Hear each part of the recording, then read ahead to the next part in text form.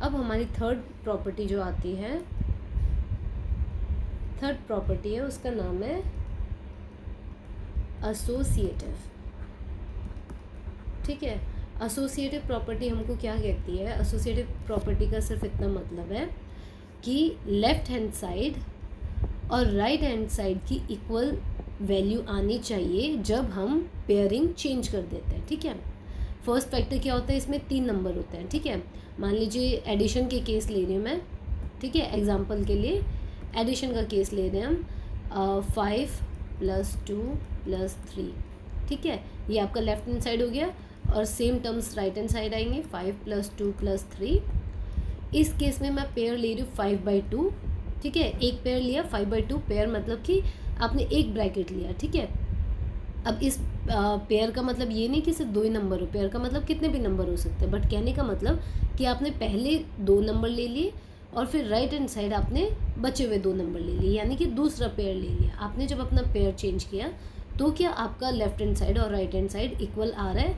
इस केस में चेक कर लेते हैं। 5 2 7 होता है और 7 3 10 है ना, और इसमें 3 2 5 है और 5 + 5 10 है। दोनों केस में आंसर सेम आया, तो लेफ्ट हैंड साइड और राइट हैंड साइड अगर इक्वल आ गए बेटा तो हम कहेंगे कि under addition associative property true है।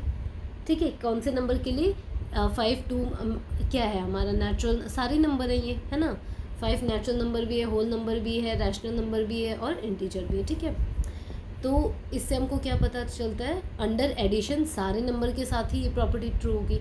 बट कहने का मतलब आप समझे कि क्या करना है आपने पेयर चेंज कर देना। पहले आपने जो भी ब्रैकेट में नंबर लिए, नेक्स्ट में एक छोड़ के आपने दूसरे ब्रैकेट में ले लेना है। ठीक है, तो ऐसी प्रॉपर्टी को हमको चेक करना है उसके बाद कि लेफ्ट साइड और राइट साइड अगर सेम आंसर आ रहा है तो एसोसिएटिव प्रॉपर्टी सेटिस्फाई कर रही है, अगर सेम आंसर नहीं आ रहा है तो एसोसिएटिव प्रॉपर्टी सेटिस्फाई नहीं कर रही है। ठीक है, तो अब तक जैसे हम चेक करते आए हैं हमारे सारे नंबर्स को, आप उन सब नंबर्स को चेक करेंगे, खुद चेक करेंगे। ठीक है, मैं नहीं कराऊंगी, आप चेक करेंगे। ठीक है, पहला हमारा नेचुरल नंबर है। मैं सिर्फ आपको बता दे रही हूँ कि आपका आंसर क्या है, वेदर प्रॉपर्टी सेटिस्फाई करेगी या नहीं करेगी। ठीक है, बट चेक आपने खुद करना है। ठीक है, नेचुरल नंबर है पहले आपके, इसमें एडिशन, सब्ट्रैक्शन, मल्टीप्लिकेशन और डिवीजन है ना, तीनों के लिए आपको चेक करना है। तो अंडर एडिशन वो ट्रू होती है, अंडर सब्ट्रैक्शन ट्रू नहीं होती है बेटा। ठीक है, एग्जांपल अगर मैं आपको दूँ तो मान लीजिए 10 है -8 - 2। ठीक है, अगेन राइट साइड भी 10 - 8 - 2। ठीक है, अब मैं पहले ये वाला पेयर ले रही हूँ और सेकंड केस में मैं ये वाला पेयर ले रही हूँ। ठीक है, तो क्या आंसर आया मेरा इस केस में? 2 - 2 0 आया, और इस केस में क्या आया मेरा? 4 आया। क्या लेफ्ट साइड और राइट साइड इक्वल है? नहीं, इक्वल नहीं है, तो इस केस में प्रॉपर्टी ट्रू नहीं हुई। ठीक है, तो natural number are not associative under subtraction.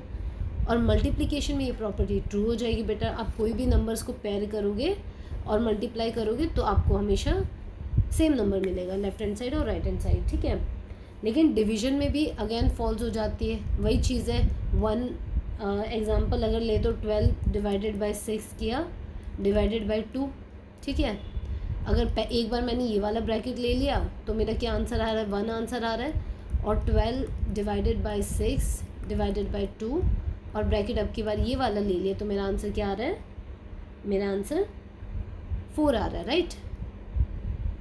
ठीक है, तो क्या लेफ्ट हैंड साइड और राइट साइड इक्वल हुए? ये दोनों इक्वल है? नहीं, इक्वल नहीं है, और इक्वल नहीं है तो प्रॉपर्टी यहाँ पे ट्रू नहीं हुई। ठीक है, तो under division natural numbers are not associative. ठीक है बेटा, आगे देखते हैं। नेचुरल नंबर का मैंने बता दिया आपको, आगे हम चेक कर लेते हैं होल नंबर के लिए। ये सब बेटा आपने अपने आप ना एग्जाम्पल ले लेके ट्राई करके देखना है कि आपको लग रहा है क्या कोई आप ऐसा नंबर सोच पा रहे हो जो आप कह पाओ कि मैम प्रॉपर्टी कैसे ट्रू हो रही है। चेक करना है मतलब बेसिकली आपने। ठीक है, तो होल नंबर में एडिशन के लिए एसोसिएटिव प्रॉपर्टी ट्रू होती है बेटा, सब्ट्रैक्शन के लिए फॉल्स होती है, मल्टीप्लिकेशन के लिए ट्रू होती है और डिवीजन के लिए फॉल्स होती है। ठीक है, सेम वही एग्जाम्पल जो नेचुरल नंबर में दिया, मतलब उसी टाइप से। ठीक है, आप अपने आप ट्राई करेंगे तो आपको पता चलेगा कि सेटिस्फाई नहीं होते हैं, ठीक है। थोड़ा सा बेटा मैथ्स के सब्जेक्ट में ना अपनी तरफ से तो एफर्ट लगाने ही पड़ते हैं, क्योंकि मैथ्स एक ऐसा सब्जेक्ट है जिसको आप जितना प्रैक्टिस करोगे उतना आप इम्प्रूव करोगे, है ना। कोई याद रखने वाली चीज़ तो है नहीं, प्रैक्टिस की चीज़ है, ठीक है। इंटीजर्स में एडिशन ट्रू होता है बेटा, सब्ट्रैक्शन फॉल्स होता है, मल्टीप्लिकेशन ट्रू होता है और आपका डिवीजन फॉल्स होता है अगेन, है ना। फिर फोर्थ केस क्या है हमारे पास, कौन सा नंबर है, रैशनल नंबर, ठीक है। रैशनल नंबर के केस में एडिशन ट्रू है, सब्ट्रैक्शन फॉल्स है, मल्टीप्लिकेशन ट्रू है और डिवीजन फॉल्स है, ठीक है। कहने का मतलब एसोसिएटिव प्रॉपर्टी ना सारे टाइप के नंबर्स में सेम टाइप की वो शो करती है, ठीक है। एडिशन सबके लिए ट्रू है, सब्ट्रैक्शन सबके लिए फॉल्स है, मल्टीप्लिकेशन सबके लिए ट्रू है और डिवीजन सबके लिए फॉल्स है, ठीक है बेटा। चलो यहाँ तक आई होप सबको एकदम बढ़िया तरीके से सब कुछ समझ आ रहा है, और अगर नहीं समझ आ रहा है तो कमेंट सेशन में आके आप अपनी समस्या, अपने डाउट्स लिख सकते हैं, ठीक है बेटा। चलिए आगे बढ़ते हैं। अब नेक्स्ट हम करेंगे बेटा एसोसिएटिव प्रॉपर्टी के बाद एक टर्म होती है जिसको हम कहते हैं थर्ड है, फोर्थ प्रॉपर्टी, है ना। ये एक ऐसा प्रॉपर्टी नहीं है, बट आप इसको ऐसा कंसिडर कर सकते हैं कि एक मतलब प्रॉपर्टी समझ लो, चलो ठीक है। फोर्थ प्रॉपर्टी क्या है, आइडेंटिटी, ठीक है। आइडेंटिटी का मतलब होता है बेटा, आइडेंटिटी सिर्फ दो ही टाइप की है आपकी, ठीक है। चारों मैथमेटिकल ऑपरेशन के लिए नहीं होती है आपकी, एक एडिशन के लिए होती है और एक मल्टीप्लिकेशन के लिए होती है, ठीक है। अब इन टर्म से आप क्या समझते हैं आइडेंटिटी से, आइडेंटिटी का मतलब होता है बेटा, एडिशन के केस में आइडेंटिटी का मतलब क्या हुआ कि कोई भी नंबर है, लेट्स से मैं यहाँ पे नीचे लिखती हूँ, एडिशन वाली आइडेंटिटी को हम क्या कहेंगे, एडिटिव आइडेंटिटी, ठीक है। इसका सीधा सीधा मतलब ये हुआ बेटा कि कोई भी एक नंबर है, लेट्स से एक्स एक नंबर है, ठीक है। एक्स में मैं क्या नंबर ऐड करूं कि मुझे सेम नंबर मिले, यानी कि एक्स ही मिले, ठीक है। मतलब किसी भी नंबर में मैं क्या चीज़ ऐड करूं कि मुझे सेम वही नंबर मिले, यानी कि आइडेंटिकल नंबर मिले, मतलब एक जैसा नंबर मिले, ठीक है। तो एक्स में अगर आप सोच पा रहे हो कि मैं क्या ऐड कर सकती हूँ तो मुझे सेम नंबर मिलेगा, तो आप में से काफ़ी सारे इंटेलिजेंट बच्चे होंगे जो कहेंगे मैम अगर आप एक्स में 0 ऐड कर दोगे तो आपको एक्स ही मिलेगा, राइट। यानी कि अगर मैं 5 में 0 ऐड कर रही हूँ तो मुझे 5 ही मिल रहा है, यानी कि आइडेंटिकल नंबर मिल रहा है, एक जैसे नंबर मिल रहे हैं, सेम नंबर मिल रहे हैं, ठीक है। तो इस केस में 0 हमारी क्या हो गई बेटा, एडिटिव आइडेंटिटी हो गई, ठीक है। आपकी क्या हो गई, एडिटिव आइडेंटिटी आपकी क्या हो गई, 0 हो गई, ठीक है। आप ऐसे लिख सकते हैं कि एडिटिव आइडेंटिटी आपकी क्या होती है, 0 होती है, ठीक है। नेक्स्ट कौन सी आइडेंटिटी है, मल्टीप्लिकेटिव,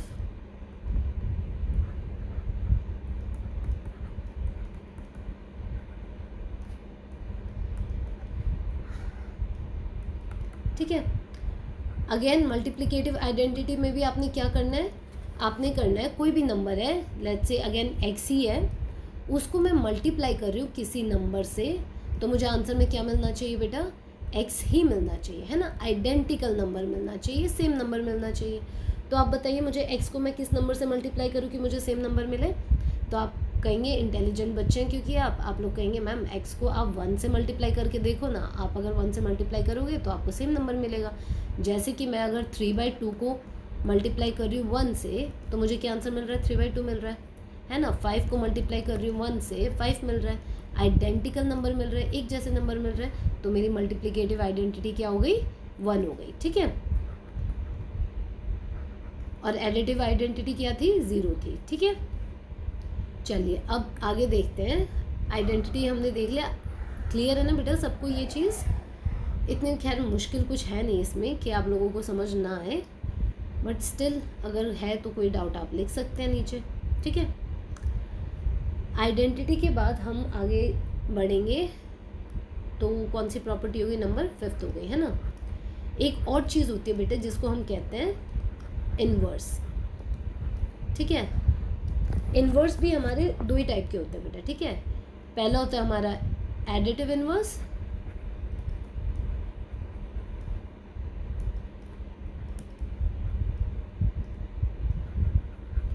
ठीक है। एडिटिव इन्वर्स का क्या मतलब हुआ बेटा, इसका ये मतलब है कि कोई भी नंबर मैंने लिया, ए ले लिया कोई भी नंबर, उसको जब मैं ऐड कर रही हूँ, उसमें मैं कोई नंबर ऐड कर रही हूँ,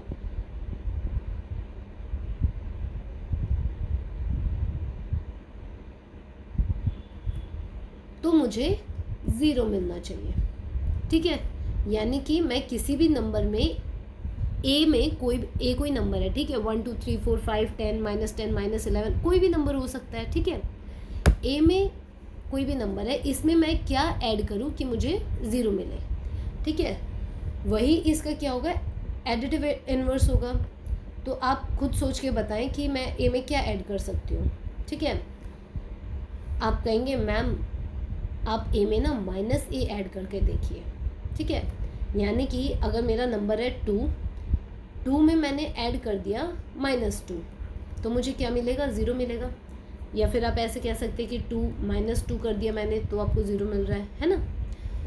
तो आपने देखा कि अगर आप 2 को -2 से ऐड कर दे रही है 2 में, तो आपको 0 मिल रहा है। 0 तो मतलब ये वाला नंबर आपकी क्या हुआ, एडिटिव इन्वर्स हुआ, ठीक है, एडिटिव इन्वर्स हुआ, ठीक है। तो आप लैंग्वेज में कैसे कहेंगे कि एडिटिव इन्वर्स क्या होता है, आपका एडिटिव इन्वर्स होता है बेटा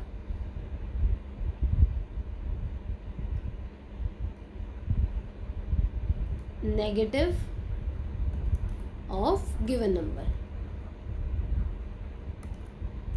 ठीक है। आप कहोगे मैम अगर यहाँ पे माइनस दिया तो तब भी क्या नेगेटिव ही होगा।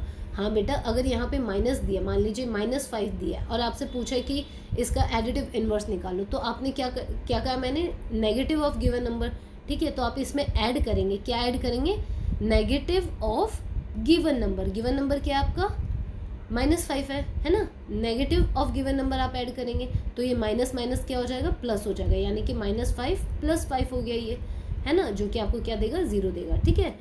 याद रखना है नेगेटिव ऑफ गिवन नंबर आपको ऐड करना है, या नेगेटिव ऑफ गिवन नंबर आपका एडिटिव इन्वर्स होता है। अगर आप ए के फॉर्म में ले रहे हैं, ए कोई भी नंबर मान रहे हैं, तो -a आपका एडिटिव इन्वर्स होता है, ठीक है। क्लियर है यहाँ तक। देखिए अगर आपका पॉजिटिव नंबर है, यानी कि मान लीजिए जैसे आपका 8 है, ठीक है, 8 में आप क्या ऐड करेंगे, 8 में आप -8 ऐड करेंगे, क्योंकि आपका गिवन नंबर यहाँ पे 8 है, ठीक है। 8 का एडिटिव इन्वर्स आपसे पूछा है तो वो क्या हो जाएगा, -8 हो जाएगा। लेकिन वहीं अगर -8 का एडिटिव इन्वर्स आपसे पूछा जाता तो आप गिवन नंबर क्या हुआ आपका, इस केस में गिवन नंबर आपका -8 हुआ, और आपने क्या करना है, अब इसका नेगेटिव करना है, तो नेगेटिव ऑफ -8 क्या हो जाएगा, +8 हो जाएगा, है ना बेटा। तो आपको -8 में +8 ऐड करना है तो आपको 0 मिलेगा। समझ में आ रहा है, ठीक है। अरे वाह, ये क्या हो गया,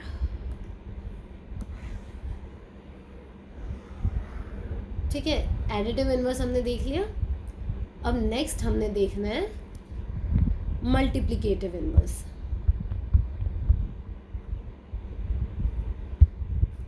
ठीक है।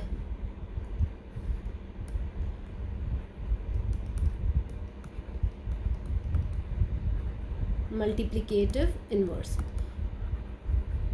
ठीक है।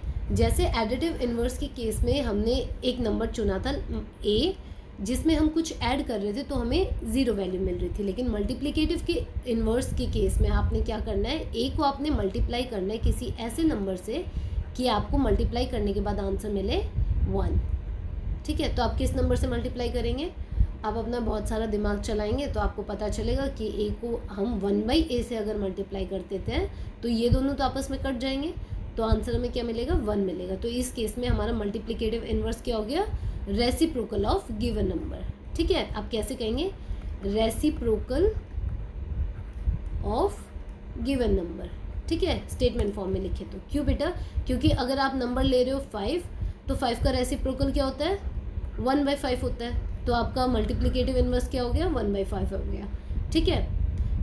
लेकिन अगर आप नंबर ले रहे हैं 1/2 ठीक है। 1/2 अगर आपका नंबर है तो इसका मल्टीप्लिकेटिव इन्वर्स क्या हो जाएगा, 1/2 का रेसिप्रोकल क्या होता है, 2 होता है ना। तो आपको क्या आंसर मिलेगा, 1 मिलेगा। तो 1/2 का रेसिप्रोकल 2 हुआ, तो इस केस में 2 आपका मल्टीप्लिकेटिव इन्वर्स हुआ। ठीक है, समझ में आ रहा है। मैथमेटिकल फॉर्म में आप क्या लिखेंगे, रेसिप्रोकल ऑफ गिवन नंबर ही आपका मल्टीप्लिकेटिव इन्वर्स होता है। ठीक है, और नेगेटिव ऑफ गिवन नंबर आपका एडिटिव इन्वर्स होता है। ठीक है बेटा, यहाँ तक हमने अपनी सारी प्रॉपर्टीज़ ऑलमोस्ट इस चैप्टर की कवर कर ली है। ठीक है बेटा, अब सिर्फ एक लास्ट छोटी सी प्रॉपर्टी है जो हम देख लेते हैं, जिसको हम कहते हैं डिस्ट्रीब्यूशन ऑफ मल्टीप्लिकेशन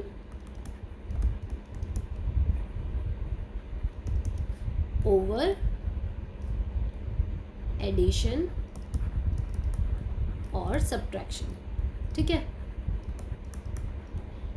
इस लेक्चर में ना बेटा ये चैप्टर का सारा इंट्रोडक्शन और सारी डेफिनेशंस वगैरह ख़त्म हो जाएगी। नेक्स्ट चैप्टर में हम एक्सरसाइज स्टार्ट करेंगे। ठीक है, तो डिस्ट्रीब्यूशन से ही आप समझ में आ रहा है कि हमें क्या करना है, हमने डिस्ट्रीब्यूट करना है। ठीक है, डिस्ट्रीब्यूट क्या करना है, मल्टीप्लिकेशन को डिस्ट्रीब्यूट करना है, किस किस में, एडिशन और सब्ट्रैक्शन में। ठीक है, स्टेटमेंट में इतना समझ नहीं आया होगा, एक्सप्लेन करती हूँ। 5 आप कहोगे मैम बार बार 5 ही ले रहे हो, क्या 5 आपका फेवरेट नंबर है? हाँ भाई बेटा, 5 मेरा ना एकदम फेवरेट वाला नंबर है। ठीक है, चलिए 5 मल्टीप्लाई 2 + 10। ठीक है, इसमें मैंने क्या किया, मल्टीप्लिकेशन को डिस्ट्रीब्यूट करूँगी अब मैं किस केस में, एडिशन के केस में। ठीक है, डिस्ट्रीब्यूट करने का मतलब कि ब्रैकेट के बाहर 5 है ना, तो 5 मेरे को एक बार इसको देना है और एक बार इसको देना है। ठीक है, तो एक बार इसको दूंगी तो वैल्यू क्या बन जाएगी, 5 × 2। ठीक है, बीच वाला साइन हमेशा सेम रहेगा, या तो एडिशन होगा या सब्ट्रैक्शन होगा। बेटा एडिशन और सब्ट्रैक्शन के साथ ही डिस्ट्रीब्यूटिव प्रॉपर्टी मल्टीप्लिकेशन को हम डिस्ट्रीब्यूट करते हैं। अगर इसके अलावा कोई और है तो हम डिस्ट्रीब्यूट नहीं करेंगे। ठीक है, तो 5 को आपने एक बार 2 को दे दिया, बीच वाला साइन सेम रहेगा, और फिर एक बार 5 आपको किसको देना है, 10 को देना है। 5 × 10 करना है, तो ये कितना हो गया, 10 हो गया प्लस 50 हो गया, आपका आंसर क्या आ गया, 60 आ गया। ठीक है, अब एक बार सब्ट्रैक्शन का केस देख लेते हैं। मान लीजिए 5 को है मैं डिस्ट्रीब्यूट कर रही हूँ 2 - 10 में, है ना। तो सब्ट्रैक्शन के केस में भी क्या होता है, सेम चीज़ होती है कि आपको डिस्ट्रीब्यूट करना होता है। 5 को आपने एक बार 2 को दिया तो 10 हो गया, सेंटर वाला साइन सेम रहेगा माइनस, और आपने 5 को 10 को भी दिया, 5 × 10 कितना हो गया आपका, 50 हो गया अगेन, है ना। तो 10 - 50 आपका कितना हो गया, -40 हो गया। ठीक है बेटा, क्वेश्चन सॉल्व करते टाइम आपने इस तरीके से ध्यान रखना है। अब बेटा सिर्फ क्योंकि एडिशन और सब्ट्रैक्शन के लिए वो ट्रू होता है, अगर आप ऐसे देख रहे हो ना कि 5 को आप मल्टीप्लाई कर रहे हो 2 × 10 यानी कि मल्टीप्लिकेशन के केस में, तो आप ऐसा नहीं करोगे कि 5 को एक बार 2 को दे रहे हो और एक बार 10 को दे रहे हो।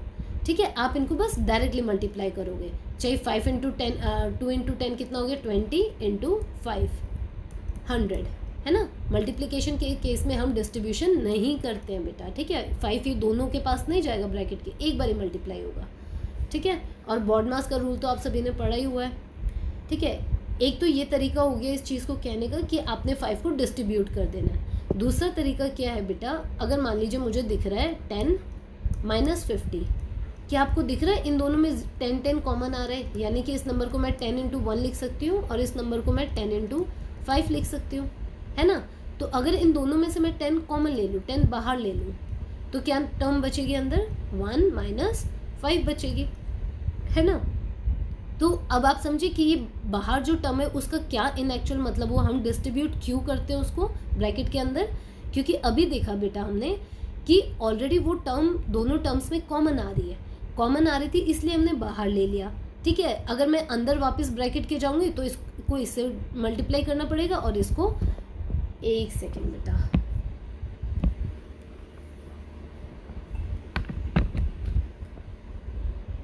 हाँ जी, इसको 1 से मल्टीप्लाई करना पड़ेगा। कहने का मतलब 10 को एक बार 1 से मल्टीप्लाई करना पड़ेगा अगर ये ब्रैकेट में खोल दूँ, और एक बार 10 को 5 से मल्टीप्लाई करना पड़ेगा, है ना। सेम वही बात हो गई कि इनको दोनों से हम इसलिए मल्टीप्लाई करते हैं क्योंकि ये ब्रैकेट से बाहर 5 तभी आया है जब ये इन दोनों टर्म्स में कॉमन था, है ना। जैसे 10 में भी 5 कॉमन है और 50 में भी 5 कॉमन है, इसलिए 5 जो है इन दोनों ब्रैकेट के बाहर आ गया।